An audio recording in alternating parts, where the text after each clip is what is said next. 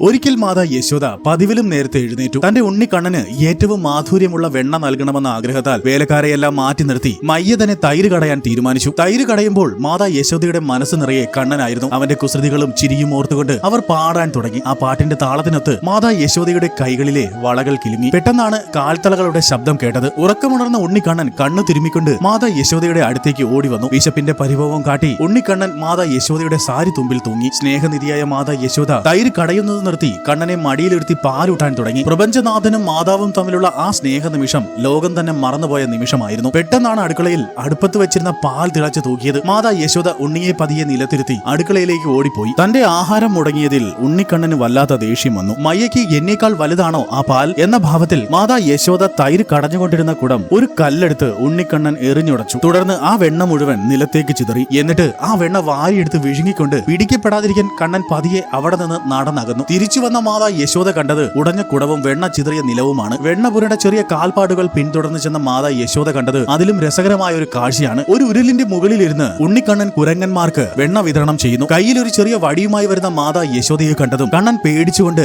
ഓടാൻ തുടങ്ങി. യോഗികൾക്കും മുനിമാർക്കും പോലും പിടികൊടുക്കാത്ത ആ പരമാത്മാവ് ഒടുവിൽ തന്റെ മയ്യയുടെ സ്നേഹത്തിന് മുന്നിൽ സ്വയം കീഴടങ്ങി. കണ്ണന്റെ കണ്ണിലെ ഭയവും കണ്ണീരും കണ്ടപ്പോൾ മാതാ യശോദയുടെ ഉള്ളലിഞ്ഞു. മാതാ യശോദ കയ്യിലുണ്ടായിരുന്ന ചെറിയ വടി ദൂരേക്ക് വലിച്ചെറിഞ്ഞു. എങ്കിലും ഒരു കുസൃതി എന്നോണം മാതാ യശോദ കണ്ണനെ അവിടെ ഉണ്ടായിരുന്ന ഉരലിൽ കെട്ടിയിടാൻ ശ്രമിച്ചു. പക്ഷേ അപ്പോൾ അവിടെ ഒരു അത്ഭുതം സംഭവിച്ചു. എത്ര വലിയ കയർ കൊണ്ടുവന്നാലും അത് കണ്ണനെ കെട്ടാൻ 2 വിരൽ തുമ്പ് തികയാതെ വന്നു. മാതാ യശോദ പരീക്ഷിച്ച് തളർന്നു. സ്നേഹനിധിയായ മാതാ യശോദയുടെ അധ്വാനവും തളർച്ചയും കണ്ടപ്പോൾ കരുണാമയനായ ഭഗവാൻ ശ്രീകൃഷ്ണൻ ഒടുവിൽ ആ കയറിന് വഴങ്ങിക്കൊടുത്തു. അങ്ങനെ മാതാ യശോദ കണ്ണനെ ഉരലിൽ കയർ ഉപയോഗിച്ച് ബന്ധിച്ചു. വയറിൽ കയറാൽ ബന്ധിക്കപ്പെട്ടവൻ എന്ന അർത്ഥത്തിൽ ഭഗവാൻ ശ്രീകൃഷ്ണൻ അന്നു മുതൽ ദാമോദരൻ എന്ന പേരിലും അറിയപ്പെട്ടു. ദാമോദരൻ എന്ന വാക്കിനർത്ഥം വളരെ ലളിതവും എന്നാൽ അർത്ഥവത്തുമാണ്. സംസ്കൃതത്തിലെ ധാമം അതായത് ധാമ കയർ, ഉദരം ഉദര അതായത് വയറിൽ കയർ കൊണ്ട് ബന്ധിക്കപ്പെട്ടവൻ അതായത് ദാമോദരൻ. ദാമോദര ലീലയിൽ നമുക്ക് പഠിക്കാൻ കഴിയുന്ന ഏറ്റവും വലിയ പാഠങ്ങൾ ആയുധങ്ങൾക്കോ അധികാരത്തിനോ കീഴടങ്ങാത്ത ഭഗവാൻ മാതാ യശോദയുടെ നിർമ്മലമായ സ്നേഹത്തിന് മുന്നിൽ കീഴടങ്ങി. അതായത് സ്നേഹം കൊണ്ട് മാത്രമേ ദൈവത്തെ സ്വന്തമാക്കാൻ കഴിയൂ. കണ്ണനെ കെട്ടാൻ ശ്രമിച്ചപ്പോൾ കയറിന് എപ്പോഴും 2 വിരൽ നീളം കുറവായിരുന്നു. ഇത് സൂചിപ്പിക്കുന്നത്